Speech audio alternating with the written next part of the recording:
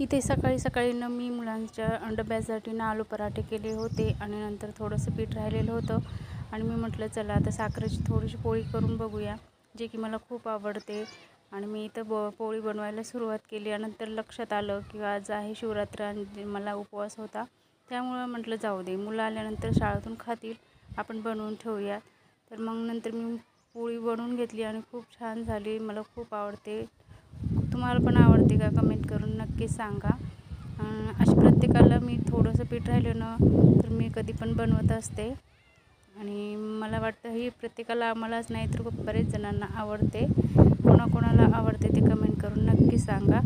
आणि नंतर पोळी बनवून झाली आणि पराठे पण बनवले होते आणि बाकीचा स्वयंपाक मी केलेला नाही कारण सगळ्यांना उपवास होता.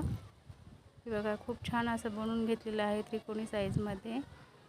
एकदम छान झाला. आणि नंतर किचन ओटा वगैरे छान पुसून घेतला आणि नंतर लक्षात आलं यांनी रात्रीनं कोथिंबीर वगैरे भाजीपाला आणला होता आणि मला निसायचं राहून गेलं होतं.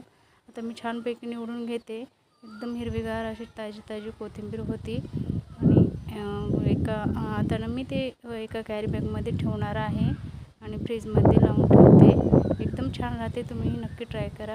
भेटूया अशाच एका नवीन व्हिडिओसोबत. तोपर्यंत बाय. सबस्क्राईब